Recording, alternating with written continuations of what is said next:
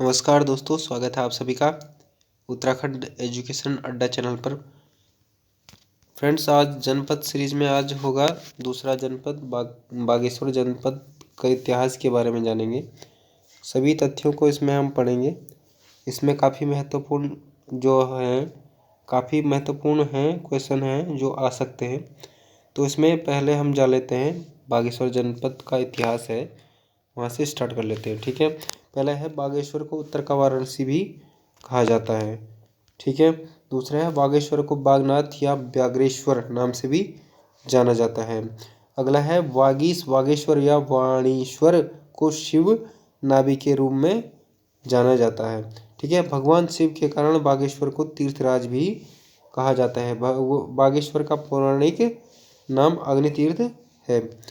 ठीक है, ऐतिहासिक रूप में वर्तमान बागेश्वर क्षेत्र को दानपुर कहा जाता है। दानपुर घाटी या दानपुर क्षेत्र कहाँ स्थित है? तो यह है बागेश्वर में स्थित है। बागनाथ के मंदिर का पुनर्निर्माण 1602 में लक्ष्मीचंद ने करवाया था। ठीक है, चंद राजा लक्ष्मीचंद ने 1602 में इसका पुनर्निर्माण करवाया था बागनाथ मंदिर का। बागेश्वर सरयू व गोमती नदी के संगम पर स्थित है। मानस खंड में बागेश्वर को नीलगिरी कहा गया है। ठीक है, मानस खंड में बागेश्वर को क्या कहा गया है? नीलगिरी कहा गया है। ठीक है, मानस खंड में सरयू को गंगा व गोमती को यमुना कहा गया है। मानस खंड में अगर क्वेश्चन आ जाता है कि मानस खंड में कौन से पुराण में सरयू को गंगा और गोमती को यमुना कहा गया है, तो आप डायरेक्टली क्या करेंगे? मानस खंड। अगर आ जाता है कि किस में सरयू और गोमती को यमुना कहा गया है, तो आप डायरेक्टली कह सकते हैं मानस खंड में। अगर आ गया है कि मानस खंड में सरयू और गोमती को किस किस नाम से जाना जाता है, तो गंगा व यमुना के नाम से भी जाना जा सकता है। ठीक है, 14 जनवरी 1921 को उत्तरायणी मेले के अवसर पर बद्रीदत्त पांडे व हरगोविंद पंत आदि के सहयोग से 40,000 प्रदर्शनकारियों ने कुली बेगार रजिस्टर सरयू नदी में बहाए और सरयू नदी के तट पर 1921 इसमें कुली बेगार प्रथा का अंत हो गया था। ठीक है, कुली बेगार जो थी उसका अंत 1921 को हुआ, 14 जनवरी 1921 को। ठीक है, हुआ था। 1968 में बागेश्वर में नगर पालिका गठन किया गया था। बागेश्वर नगर पालिका का जो गठन हुआ था 1968 में हुआ था। बागेश्वर को 1974 में अलग तहसील बनाया गया। ठीक है, 1976 में बागेश्वर को अलग परगना घोषित किया गया और 1997 में बागेश्वर को अल्मोड़ा से अलग किया गया और नया जिला बनाया गया। 18 सितंबर 1997 को बागेश्वर जिला का गठन किया गया था। ठीक है, बागेश्वर जनपद का प्रशासनीय जो आंकड़े हैं वो क्या कहते हैं?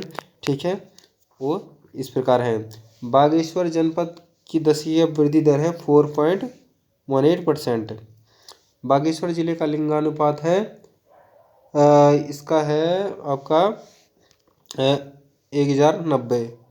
ठीक है, राज्य में सबसे कम नगरीय आबादी वाला क्षेत्र जनपद जो है वो है बागेश्वर जनपद। ठीक है, जिसकी कुल नगरीय जनसंख्या 3.5% है। केवल बागेश्वर जनपद की जो जनसंख्या है, कुल जनसंख्या क्या 3.5% जनसंख्या ही वहाँ के जो शहर में निवास करती है। ठीक है, विधानसभा क्षेत्र 2 विधानसभा हैं। कपकोट है एक, दूसरा है बागेश्वर जो कि SC के लिए आरक्षित क्षेत्र है। ठीक है, और तहसीलें 6 हैं इसमें। गरुड़ है, कपकोट है, कांडा है, काफलीगेर है, दुगनाकुरी है और बागेश्वर है। इसमें 6 तहसीलें हैं और 3 विकास खंड है। बागेश्वर है, कपकोट है और गरुड़ 3 विकास खंड है इसमें। ठीक है, आगे देखते हैं। आगे है बागेश्वर जनपद की भौगोलिक स्थिति क्या है। ठीक है, बागेश्वर जनपद के पश्चिम में नीलेश्वर पर्वत और पूर्व में भीलेश्वर पर्वत है तथा उत्तर में सूरजकुंड है, दक्षिण में अग्निकुंड स्थित है। ठीक है, बागेश्वर जनपद का एक आंतरिक जिला है और इसका क्षेत्रफल लगभग 2246 वर्ग किलोमीटर है। ठीक है, आंतरिक जिला है। इसके मतलब कोई भी दूसरा राज्य से इसकी सीमा को स्पर्श नहीं करता है। ठीक है, अगला है बागेश्वर जनपद की नदियाँ कौन कौन सी हैं, जरा देख लेते हैं, उनके बारे में भी जान लेते हैं डिटेल में। कोसी नदी कौसानी के पास पानी धार से निकलती है, कोसी नदी। ठीक है, कोसी नदी कौसानी बागेश्वर के बाद अल्मोड़ा, नैनीताल व उधमसिंह नगर में 168 किलोमीटर तक राज्य में बहने वाले के बाद सुल्तानपुर के पास राज्य से बाहर निकल जाती है और इसके बाद उत्तर प्रदेश के चमरोल में रामगंगा नदी में मिल जाती है। ठीक है, आगे है पुराणों में कोसी नदी को कोसी भी कहा जाता है। ठीक है, और कुमाऊं में कोसी नदी घाटी को धान का कटोरा कहा जाता है। ठीक है, धान का कटोरा कहा जाता है। सुमालीगढ़ और उलावगढ़ व देवगढ़ व मिनोलगढ़ किसकी सहायक नदी है। ठीक है, तो ये है आपकी कोसी नदी की सहायक नदी है। ठीक है, अगला है रामगंगा में कोसी नदी मैदानी क्षेत्र में प्रवेश करती है रामनगर से। ठीक है, जो रामनगर से कोसी नदी कहाँ मैदानी क्षेत्र में प्रवेश कर जाती है। ठीक है, अगला है सरयू नदी तंत्र। सरयू नदी काली नदी को सर्वाधिक जल राशि देने वाली नदी है। ठीक है, सरयू नदी को कुमाऊं की सबसे पवित्र नदी भी माना जाता है। ठीक है, बागेश्वर का बैजनाथ तीर्थ सरयू नदी के सहायक नदी गोमती के तट पर स्थित है। ठीक है, और सरयू नदी का स्थानीय नाम क्या है, क्या कहते हैं स्थानीय लोग, स्थानीय भाषा में सरजू कहते हैं। ठीक है, सरयू नदी बागेश्वर के शरमूल झुंडी नामक स्थान से निकलती है जिसकी लंबाई 146 किलोमीटर है। ठीक है, सर्वप्रथम सरयू में पुंगर व लाहुर नदियाँ मिलती है। ठीक है, कौन सी दो नदियाँ मिलती है इसमें, सरयू नदी की पहली जो सहायक नदी है पुंगर और लाहुर नदियाँ मिलती है। सरयू की सहायक नदी गोमती नदी है। ठीक है, सरयू की सहायक नदी जो है वह गोमती नदी है। गोमती नदी बागेश्वर के डेबरा श्रेणी से निकलती है। ठीक है, बागेश्वर सरयू और गोमती नदी के संगम पर स्थित है। ठीक है, और काकड़ी घाट के पास सरयू और पन्ना नदी का संगम होता है। ठीक है, काकड़ी घाट के पास में काकड़ी घाट में सरयू और पन्ना नदी का संगम है। और रामेश्वर तीर्थ पिथौरागढ़ में सरयू व पूर्वी रामगंगा नदी का संगम है। ठीक है, पंचेश्वर में सरयू नदी काली नदी में मिल जाती है। ठीक है, पंचेश्वर नामक स्थान पर जहाँ पर पंचेश्वर बांध भी बन रहा है वहाँ पे सरयू नदी काली नदी में मिल जाती है।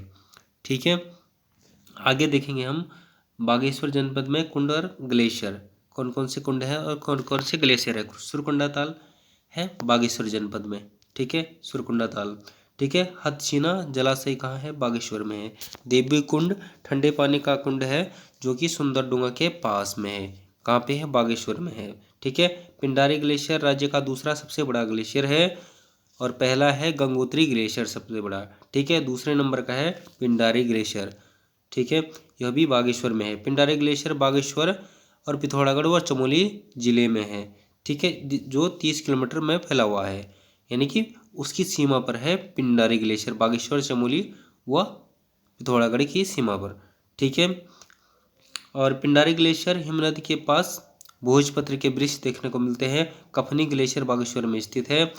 ठीक है, और ठीक है उसके बाद है सुखराम ग्लेशियर बागेश्वर, सुखराम, मैगतोली और सुंदरडुंगी हिमनद भी बागेश्वर में स्थित है।